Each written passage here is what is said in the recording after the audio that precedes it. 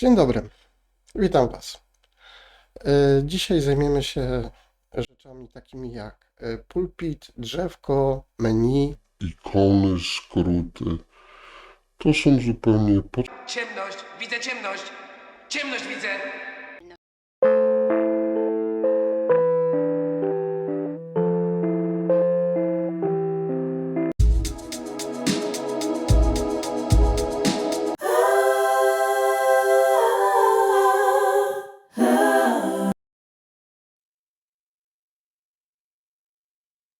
Dzień dobry Państwu, dzień dobry. Po głębokich przemyśleniach, jakichś takich wstępnych refleksjach i tak dalej, zmieniam troszeczkę kontekst naszych spotkań, ponieważ dwa ostatnie materiały, które przygotowałem, obejrzałem z kolegą, powiedział: ty chłopie, to są studia. Oni cię zjedzą albo nie będą tego w ogóle oglądać. Człowieku, przecież to nie, daj, weź. Musiałem to wszystko przeredagować sobie w głowie, pogadać ze swoim menadżerem, czyli z MUA. No i wiem mniej więcej, w którym kierunku będziemy teraz płynąć. Znowu mi tu wchodzi na rekordy wysokie. Kurwa. Oczywiście anegdota, pracując jako informatyk, serwis i tak dalej, bardzo często, nieczęsto odbierałem czasami telefon na zasadzie, że coś tam się wydarzyło, proszę mi pomóc. Ja mówię, no to na pulpicie proszę sięgnąć po taką i taką ikonę. I taka cisza zapanowała. Ja mówię, halo? Wie pan, bo ja tak do końca nie jestem pewny, czy ja mam pulpit. W tym miejscu oczywiście wrócę do czegoś takiego jak stare przysłowie, które mówi, że nie ma głupich pytań, są tylko głupi odpowiadający i taka jest prawda. Co? Ale po prostu spełniając warunki realizacji tego naszego całego programu, plus 50 online lub podległych mój stary wie lub ten nowa jakość, jestem wyposażony w taki sprzęt.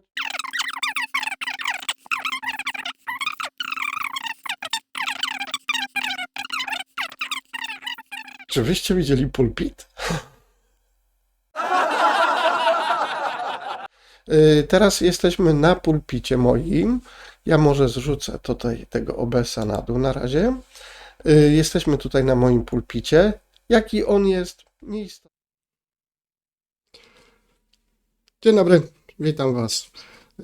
Miałem dwa nagrane materiały, ale tutaj z kolegą go obejrzałem i po prostu wychodzi na to, że no, poszedłem za mocno w lewą stronę, też nie chcę iść za bardzo w prawą stronę, to trzeba tak na środku chce być. Było za długo, po prostu marudziłem strasznie do tego stopnia, że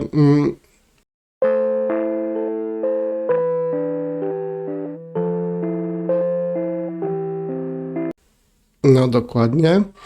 I w tym momencie no po prostu no, musiałem się przeredagować, porozmawiać z menadżerem, czyli z MUA i doszliśmy do konsensusu, że gdzieś tak po środku mniej więcej zrobimy to i tak dalej. Będziemy przybliżać Wam dalej nowe technologie, ale nie już na zasadzie konspektu, czyli idziemy krok po kroku, tylko skupię się na jakichś pytaniach, wyszukiwaniach problemu, które drążą pytania ludzi i tak dalej i będę z tymi pytaniami sobie pracował.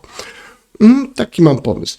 I teraz właśnie dzisiejszy plan, właśnie na taki pomysł, pierwsze co?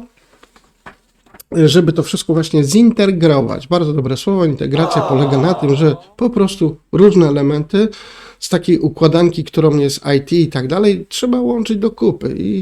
I po prostu ja byłem kiedyś takim bardzo dobrym integratorem, bo nie potrafiłem, nie miałem czasu, nie lubiłem, byłem niecierpliwy skupiać się na jednym temacie, po prostu drążyłem wszystko naokoło. I stąd po prostu miałem to wszystko tak do kupy połączyć. Do tego jeszcze zazwyczaj słuchałem ludzi, klientów, którzy mówili o swoich problemach, co chcą, czego potrzebują, co by z czym widzieli, a nie to, co ja im chcę wcisnąć albo sprzedać. No, z mniejszym lub większym skutkiem, ale tak to działało. Dobra. Co rodzi kolejne pytanie? Dlaczego ja nie mam takiej różowej kokardy? Dzisiejsze pytanie i tak dalej, które wynikło od mojego kolegi, ponieważ mówiłem, że będę przygotowywał materiał i tak dalej i padło na temat pulpitu. Właśnie to będzie jeden z tematów, który chcę omówić dzisiaj. To będzie pulpit.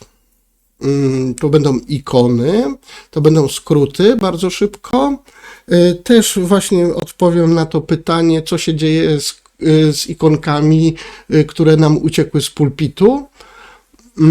To będzie kolejna rzecz. I ostatnia rzecz, którą tam wtrącę, to będzie dygresja pełna, którą po prostu naszło mnie i chcę o tym powiedzieć, ponieważ przeszukiwałem ostatnio YouTube, wiadomości, internety i ludzie, powiem na końcu. Będzie dygresja, tak? Raz, dwa, trzy tematy tam i tak dalej. Pulpit, proszę Państwa, pulpit. Czy mamy pulpit? Tak, mamy wszyscy pulpit. Wszędzie mamy pulpity. Wszędzie mamy pulpity. Oto jest pulpit, tu. Tu jest pulpit. Wróć. Tu jest pulpit, tu. Tu jest pulpit, tak? I już od razu mówię, na pulpicie, tu, te takie malutkie kropeczki, to są te kolorowe obrazki małe, to są ikonki się nazywają, tak? To są ikony i ikony są niczym innym jak skrótami, to są skróty. Ciekawostka. Teraz podzielimy raz na zawsze tą wiedzę tutaj. W komórkach będą to aplikacje, czyli w skrócie app. To są wasze programy i one się aplikacjami nazywają w komórkach. I to sobie będą tam 1, 2, 3. I teraz po prostu te ikonki z pulpitu prowadzą was do tych waszych programów. Googlem, e-mail, kotki, pieski, małpki, co tam pani się podoba. No, skrót do e-booka. To jest jakaś prowokacja. Ja. To gdzie myśmy byli? Pulpit. Na pulpicie małe obrazki nazywane ikonami nazywane, które prowadzą do naszych programów, kotków, piesków, galerii, tudzież innych programów, Googlem, Gmail i tak dalej, bla, bla, bla, bla. Wasze aplikacje, ikonki, kolorowe skróty. W komputerze to się nazywa programy. Też jest pulpit, zaraz będziemy pokazywać. Też jest pulpit, na pulpicie są ikonki i te ikonki są skrótami do waszych programów, tak? Worda, Excela, poczty, Google'a, wszystkiego, co po prostu wymagałoby klikania. Klik, ikonka, wjeżdżacie, tak? Klik, pudelek. Klik, śmieszne małpki. To jest pulpit. Leży na nim to wszystko. To jeszcze tutaj ważne powiedzieć trzeba. Pulpit po niemiecku to się nazywa ładnie Das Arbeitsplatz. Lubię niemieckie. Das Arbeitsplatz. Jest to bardzo trafne określenie. Miejsce pracy. Tak, to jest miejsce pracy. Po angielsku brzmi to podobnie, bo to po angielsku to się nazywa workspace, albo working space dokładniej. Microsoft trochę się różni, ale nieważne. My working space i tam właśnie mamy stół. Stół to jest po prostu nic innego, to jest stół, na którym mamy poukładane swoje rzeczy do pracy, tak? Młotek, siekiera, co tam, jak mocno żeśmy teściową spętali, to i taśma klejąca, wszystkie te rzeczy, które nam są potrzebne, żeby tą teściową oprawić do końca, nie? To jest nasz Arbeitsplatz. W komputerze to jest Arbeitsplatz, to jest pulpit. I tam właśnie trzymamy swoje ikonki, skróty, żebyśmy nie musieli klikać tego w kółko za każdym razem, a nie daj Bóg jeszcze podczas pracy nam się pudelek wyłączy i będzie trzeba znowu szukać, gdzie tam w historii, gdzie to było, a tak klik, jest, nie? Tada! Ciekawostka. Jeżeli mogę wam dokładniej to wytłumaczyć, to moderator wytłumaczy. Moderator już teraz nie widać, ponieważ moderator przy nowych planach poszedł ale Wojtusia przedstawiam. Dalej pracuję, ciężko. Zawsze udaje. Tak leniwego niedźwiedzia jeszcze nie widziałem. Dobra, pa. To było to. I teraz właśnie nie będę zagłębiał się bardziej i tak dalej. Jeżeli będą was to interesowało i czy ciebie, czy tamtego, zadawajcie pytania w komentarzach. Jeżeli będzie konkret pytanie, się rozwinę, tak? Bo naprawdę, no, jest tego tyle, że no, mówię.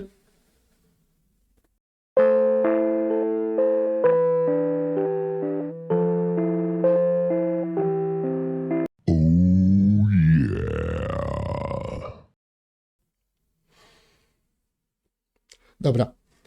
Teraz właśnie chciałem to powiedzieć, że właśnie po niemiecku i po angielsku brzmi to ładniej, dosadniej, jest to miejsce pracy. Temat skończony. Pytanie. Co rodzi kolejne pytanie? Dlaczego ja nie mam takiej różowej kokardy? Właśnie padło pytanie właśnie od kolegi. Słuchaj, bo mam tutaj czasami taki problem na komórkę. To już, wróć, przyłączamy się szybko.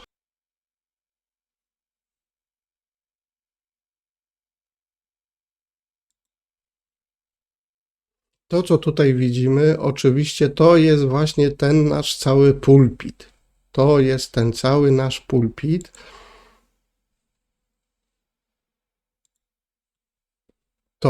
Tutaj są te ikony, które są skrótami, tak jak mówiłem, te kolorowe obrazki to są skróty do naszych programów, co byśmy nie musieli tego klikać przez eksploratora, czyli tutaj klik, wyszukaj muzykę i tak dalej, tak? Tu mamy ikonki, skróty. To jest właśnie pan Windows i to jest pulpit. Zostajemy na jednym, wiem, że tego jest więcej. Ja mówię o rzeczach normalnych, powszechnie stosowanych, najwyżej w statystyce notowanych. Nie będę się tutaj rozkminiał nad tym, żeby może być więcej pulpitów. Pewnie, że może być więcej pulpitów. No, Jezus Maria, nie o tym. Pulpit, tak? I tu sobie umieszczamy nasze ikonki, skróty. Zaciekawi was dogłębniej, będziemy pokazywać dogłębniej, tak? Teraz przechodzimy do komórki.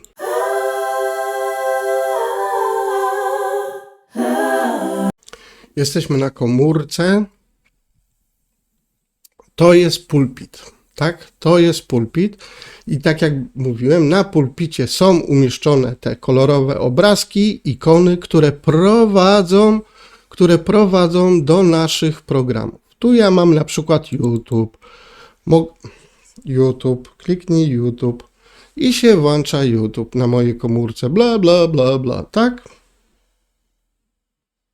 To jest bardzo, bardzo dosadnie tutaj pokazane, tak? Teraz przesuwamy się dalej po pulpicie, ponieważ jesteśmy dalej na pulpicie, zaraz to szybko wytłumaczę. To jest ten sam pulpit.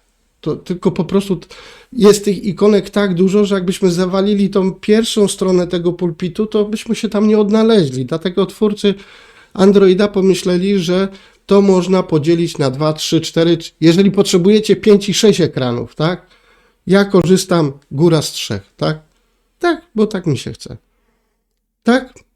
To jest właśnie pulpit z ikonami i tak dalej. Teraz właśnie... No, moim zdaniem, według mnie, kilka niedociągnięć jest.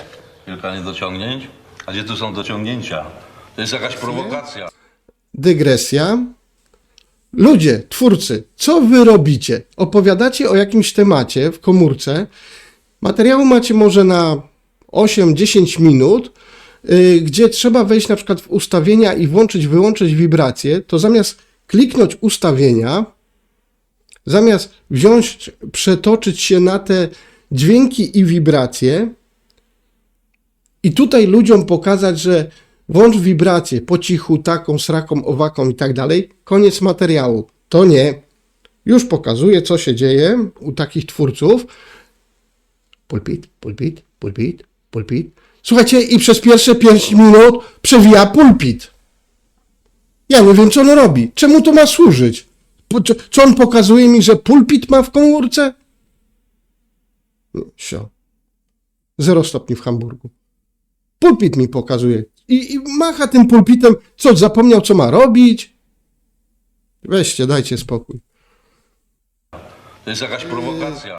I właśnie tutaj ta dygresja szybko się kończy. Tak jak tutaj właśnie mówiłem, że ten człowiek ten od tłumaczenia, co zaś tam z tym co zaś tam kliknąć w tym Androidzie, żeby było, oczywiście.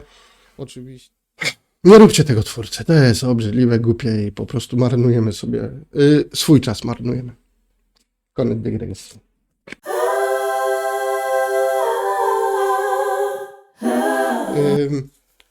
I to jest właśnie ten jeden pulpit, tylko tak jak mówiłem, tych ikonek jest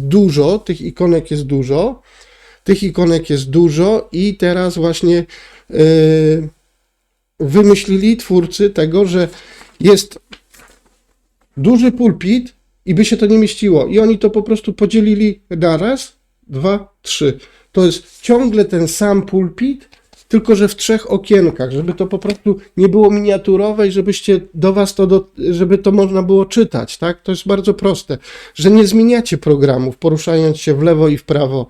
Ciągle jesteśmy na pulpicie. Dalej. Co rodzi kolejne pytanie? Dlaczego ja nie mam takiej różowej kokardy? Pytanie. Tudunt. Co się stało z moją ikonką, bo mi uciekła? To się na pewno program skasował, już nie mam programu w komórce. Nie, nieprawda. Nie. Program jest, aplikacja jest dalej w komórce, czuję się dobrze, wróciła do koleżanek ikonka na kawkę, herbatkę i tak dalej, ponieważ za mocno ją, że się tam miątali i spadła z pulpitu. Odzyskujemy ikonkę w telefonie, tak? Przechodzimy na telefon. Ja oczywiście zrobię to teraz świadomie. Dajmy na to. Ikonka. DJI. Przytrzymam ją chwileczkę dłużej. Trzeba przytrzymać. Nie włączaj się. Ty założę. O. Ja ją specjalnie usunę.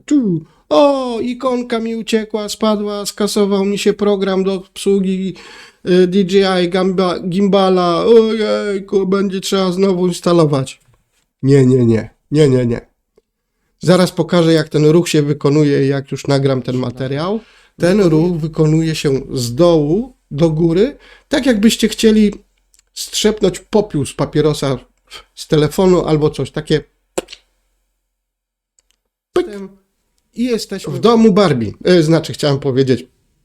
W domu ikonek jestem.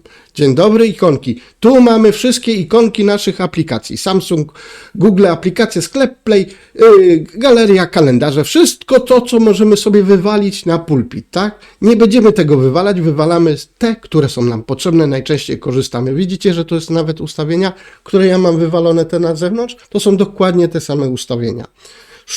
Szukam DJI. Jest DJI. Co trzeba zrobić? Paluszkiem przytrzymać. Jak ta ikonka zaraz, wskoczyła już, jesteśmy na pulpicie. Ja ją sobie mogę teraz dowolnie wsadzić. Wsadzam ją sobie na miejsce, gdzie była. Tylik. I proszę. Ikonka wróciła do pracy. Jest na swoim miejscu, tak? I jesteśmy w domu ikonek. W domu Barbie jesteśmy. Ikonkę przywołujemy z powrotem na pulpit. Wracaj. Właśnie tym takim właśnie przytrzymaniem. Pyk. No. Pyk. Niedokładnie trzymałem po prostu. I wchodzi mi tutaj. Tak. I weszła. Nowa ikonka. Tak. Nowa ikonka weszła mi tutaj, tak? Ona mi tutaj niepotrzebna, używam jej dokładnie raz na miesiąc, to mogę raz na miesiąc odwiedzić domek Barbie i tam sobie przywołać, a nie, w ogóle ją mam, to podwójnie zrobiła się, trafia do śmietnika, tak?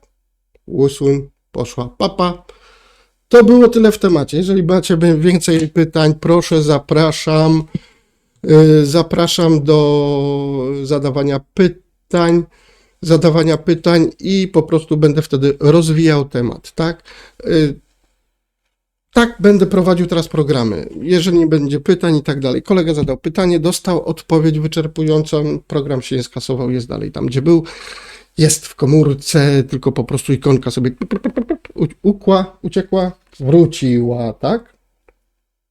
Zerkam. Pytanie było. Tada! 15 minut i materiał ogarnięty. Zapraszam do współpracy, zapraszam do oglądania, zadawania pytań. Proszę pytać mnie. Naprawdę nie jestem z tych, którzy się śmieją z pytań, wręcz odwrotnie. Ja się właśnie w ten sposób uczyłem, że zadawałem pytania, aż do obrzydzenia. Mieli mnie... Ale w ten sposób się bardzo szybko i łatwo uczyłem. Zadawałem pytania z pozoru nawet głupie. Ale jeżeli czegoś nie wiecie, to tym bardziej będzie tak kogoś poważnego się zapytać o takie trywialne rzeczy, to też trochę tak niefajnie. Znowu pytać bratanka młodszego, brata, siostrę, no o takie rzeczy, powiedzą, ty nie wiesz? Znam to z autopsji. Dlatego pytajcie się, nie będę się śmiał. Naprawdę nie ma głupich pytań. Naprawdę. Są tylko głupi odpowiadający, którzy się z tego śmieją. To są idioci. Tak na oko jestem prawie całkiem zdrowy. Wątpliwości budzi tylko stan mej głowy. Przepraszam. Ponieważ przewinęło mi się to w rozmowie, dwukrotnie ostatnio, trzykrotnie i tak dalej, nawet jak leciałem, to była rozmowa na ten temat właśnie z współpasażerami. Ciekawostka. Reklamy. Reklamy to jest coś strasznego. Guzik, prawda. Reklama jest czymś normalnym jak prąd, chleb, benzyna i woda. Reklama będzie, jest i na pewno będzie obecna w waszym życiu. Dlaczego?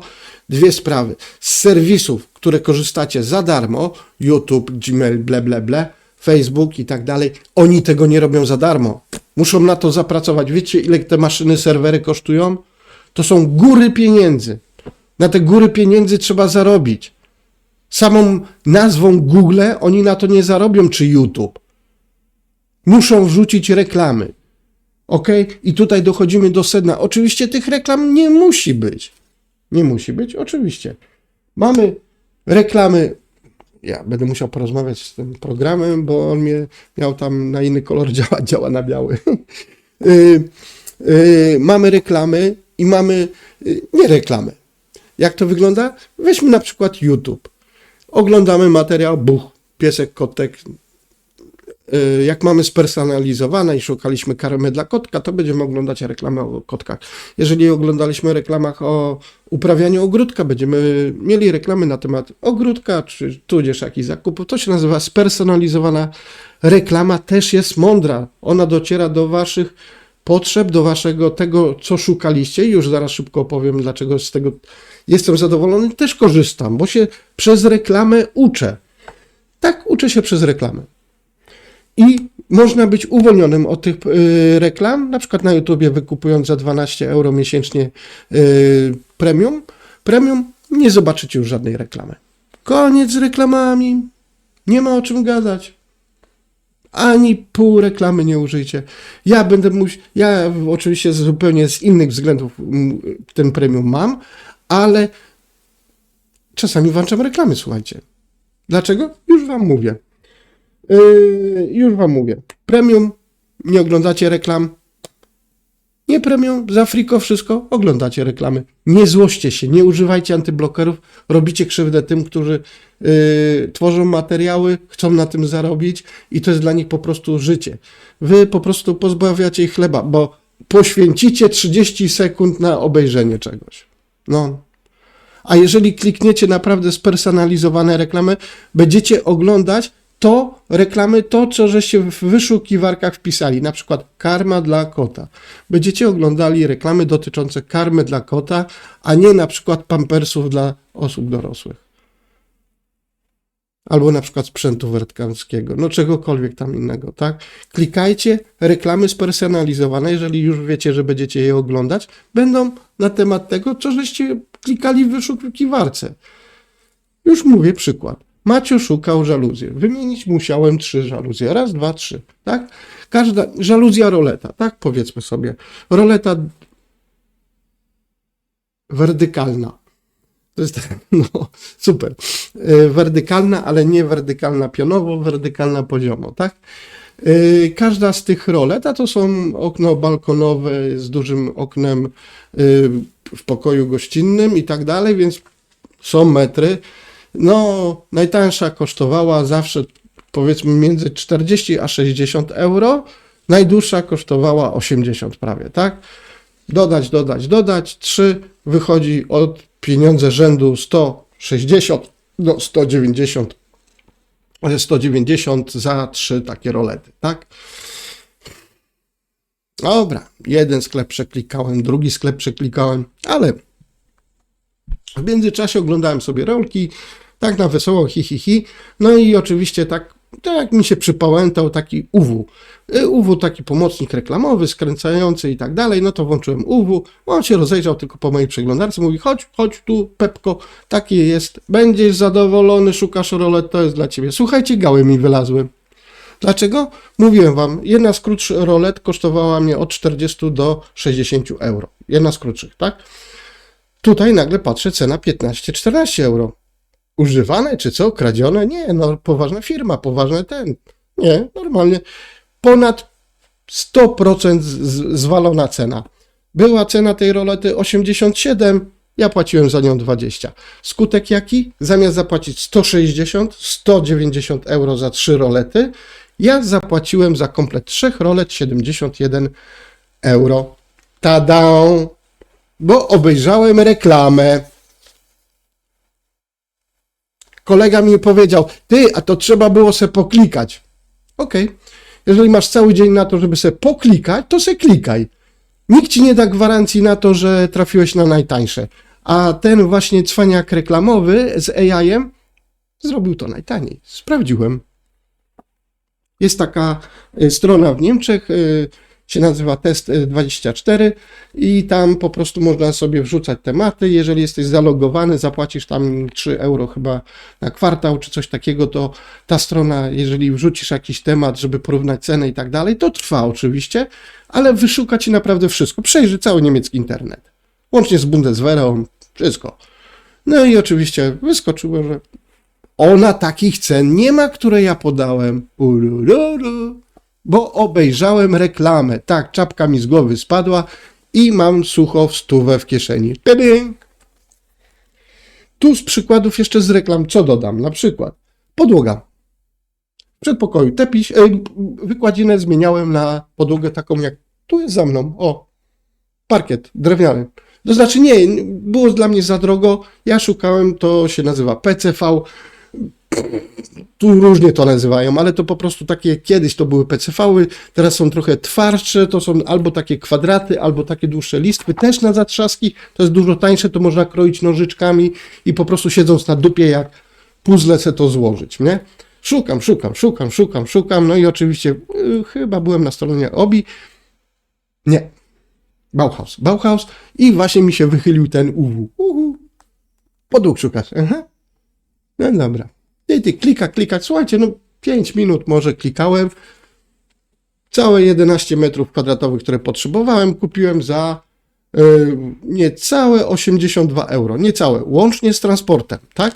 Transport przyjeżdża 2 chłopaków z Polski i tak dalej, ja patrzę, oni tu we 2 tragają i to 1 karton. Ja mówię, wy sobie jaja robicie, ja mówię, gumową podłogę, ja mówię, w 2 tragach, on, panie, weź to do ręki, ja no biorę, ręce urywają, ja mówię, kurwa, co wyście mi przywieźli? On mówi, pan zamawiał, pan wie. Ja mówię, że no takie linoleum zamówiłem, tego gumowe. On mówi, panie, nie wiem, co pan zamówił, a my tylko paczki nosimy, nie? Ja to przecinam, karton otwieram, a on wyciąga tą ulotkę. On mówi, panie, drewniane panele żeś pan kupił. Ja mówię, słuchajcie, ale ja za to dałem, za te 11 metrów dałem 70 parę euro, 81. On stoi... Niemożliwe. Ja mówię, no możliwe, no, że się Ja mówię, w drugiej paczce akurat fakturę wyciągnąłem, ja mówię, patrzcie. Facet stoi, czyta. On mówi, Zenek, pakuj dupę do samochodu, jedziemy do sklepu. Mówi, żeby jeszcze te panele były. Pan mi da tą ulotkę z tych paneli, ja muszę wiedzieć, jakie pan to kupił. Dobrze, cześć. Dlaczego? Obejrzałem UW, obejrzałem reklamę. Następna sprawa, przykład zeszłego roku. Lot na Boże Narodzenie do Gdańska i z powrotem. Proszę Państwa, w październiku już sobie zacząłem buchować miejsce. Oczywiście latam tanio, nie kupuję drogich biletów, od razu płacą, tylko bukuję. Czekam do samego końca.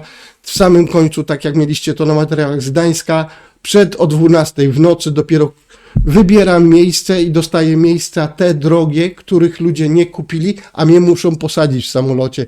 I widzieliście, jak siedziałem, nogi wywalone na pół kilometra do przodu, przykryty kurtką. Ja mówię, tak to ja mogę latać.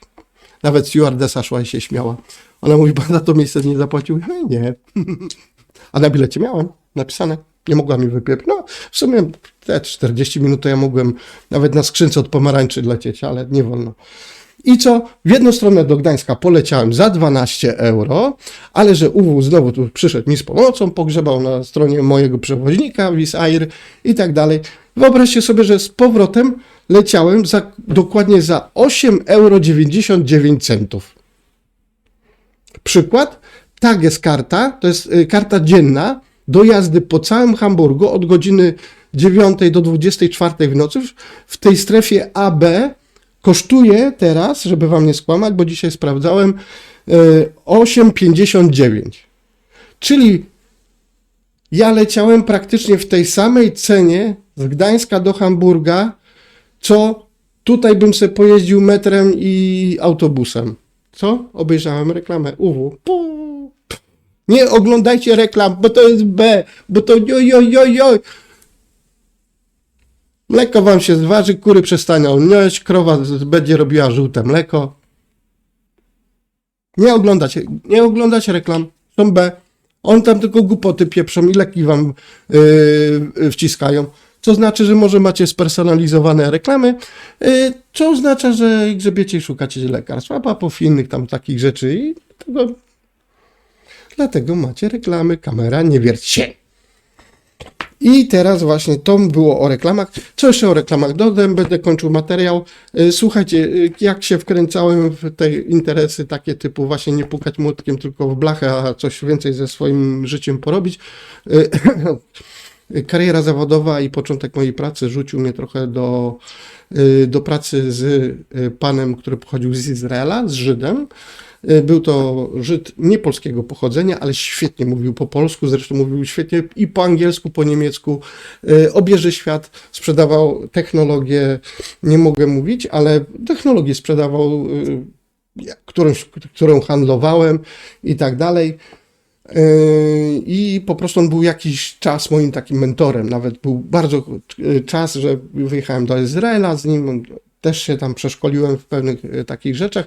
No i oczywiście była rozmowa, bo wieczorem oglądaliśmy telewizję, no oczywiście po hebrajsku. I nie znam nic. A maklawa chyba, czy coś, cześć, czy coś takiego, nie? I w tym momencie on mi mówi, ty nie bądź na reklamy. To jest źródło informacji, człowieku. To jest w tak krótkim czasie, przekazują ci tak treściwą, tak ważną rzecz, taką informację, za którą ty byś po internecie biegał godzinę czasu, może dłużej. A tu, jeżeli masz właśnie spersonalizowaną reklamę, ona trafia do ciebie z tym, czego szukałeś. Jeżeli szukałeś opon zimowych do Seicento, to właśnie będziesz oglądał reklamy z oponami zimowymi do Seicento, a nie czapkami czy nausznikami. To jest tylko moja opinia. Róbcie jak chcecie. Ja nie uważam, że reklama to jest coś złego, ale po prostu rzeczy, materiały, które będę was przygotowywał właśnie ze względu na AI i poznawanie, wchodzenie w nowe technologie, umiejętność kontrolowania tego i przetwarzania nam służy, a nie nam przeszkadza, ok? Więc jeżeli oglądacie reklamę Coca-Coli w kółko, to znaczy, że szukacie w Pepco cały czas reklamy angebotów, ofert handlowych tańszych na Coca-Colę, tak?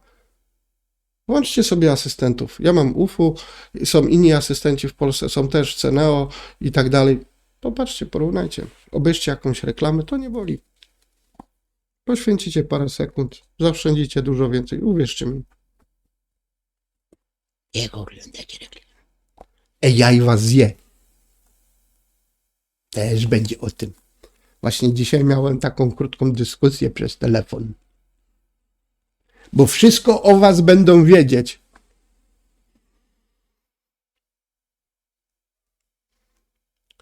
Wiedzą o was wszystko. Oficjalnie wam to mówię. Zaklejanie kamer w telefonach nie ma sensu. Już was nagrali. Używanie antydialerów do zniekształcania głosu nie ma sensu. Już was nagrali. Zdjęcia takie do paszportów po co? To są do rozpoznawania twarzy w kamerach. Już was nagrali. Nie wiem, co wy robicie przed tymi telefonami i kamerami, że taka paranoja jest, że będą mnie kontrolować. Wiedzą już o was wszystko. W dniu, w którym nadali wam NIP, już wiedzą o was wszystko. A nie daj Bóg, żeście jeszcze ostatnio wymieniali dowód osobisty lub paszport. A gęba przed kamerą wisi. O, i paluszek, odcisk palca. A tak nie chcieli oddawać odcisków palców. O, no. A teraz wszyscy dobrowolnie zaminą. Nie, ja w życiu nie oddam odcisków palców, bo to będzie... I co? Wiedzieć i kontrolować. To jest właśnie nowa jakość. To jest nowa jakość, o której będę mówił, tłumaczył i tak dalej. Tak jak kiedyś się bali pociągów. Kury się miały przestać nieść, krowy dawać mleko, bo pociąg gdzieś tam daleko jedzie. O, ciuf, nie? Panika. Edison, tak? Edison wynalazł żarówkę. O, bo to będzie wola Boga. Ludzie, kto wam każe siedzieć przy tej żarówce? Siedźcie dalej przy ognisku i przy pochodni. Wasza sprawa. Nie korzystajcie z nowych technologii. Nie. Nie oglądajcie reklam. Nie. Płaćcie więcej. A z nowoczesnych technologii, brońcie Panie Boże jeszcze z bankowości online, nie korzystać. Ale co, przyjdzie zamówić bilet tanio? Dupa nie działa. A jeszcze się okaże, że bez konta Google'a nie uwierzytelnicie się, jeszcze większa dupa nie działa. No, będą wszystko u was wiedzieć. Zamiast za bilet dać 9 euro, zapłacicie 90 euro. Taka skala problemu. Będę tłumaczyć, będę pokazywać, żeby im sobie nie zrobić krzywdy, bo oczywiście są tacy, którzy jak już pójdą z tym prądem, to kochanka, sąsiad i ksiądz znają jego piny do kart i do Facebooka, hasła i do wszystkiego. No, nie tędy droga, nie. Nowa jakość. Wam to wytłumaczę. Pokażę jak i co. Naprawdę jest to wszystko do ogarnięcia i wbrew pozorom, słuchajcie, to jest produkowane dla takich ludzi jak Niemcy. Oni z natury są nie halo. Myślenie nie jest silnym atutem. To musi być jak długopis. Z jednej strony pisze, z drugiej strony nie pisze. Nie ma jakiejś pośredniej działki, tak? Tu pisze, tu nie pisze, tak? Tak samo te wszystkie technologie, one takie są. Łącznie z telefonem. Nie uszkodzicie telefonu w nim klikając, grzebiąc, zmieniając obrazki, tapety. Tak samo komputer. Nie uszkodzicie. Nie ma mowy, nie uszkodzicie. Są wyjątki. Są zdolni. Nie uszkodzicie. Naprawdę. Chyba że telefon dorwie żona albo kochanka. No, to jest duża szansa, że się uszkodzi.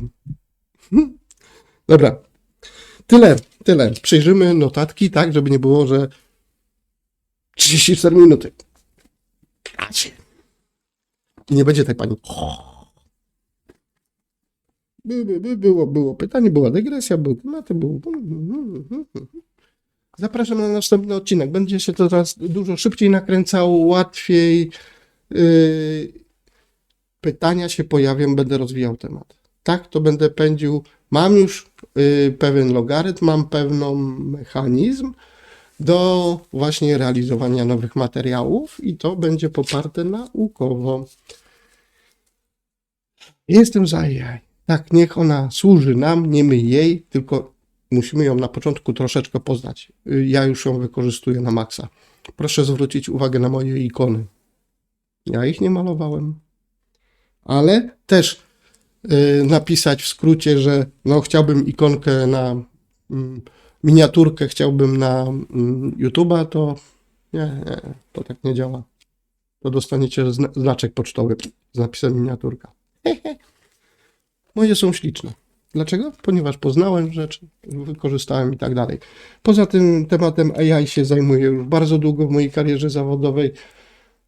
W latach już na przełomie 2010-2012 w Polsce już napisałem, no mogę powiedzieć, już program to był, który był programem maszynowym, był programem autonomicznym, piszącym, ale już był programem uczącym się, czyli już był charakterystyką AI.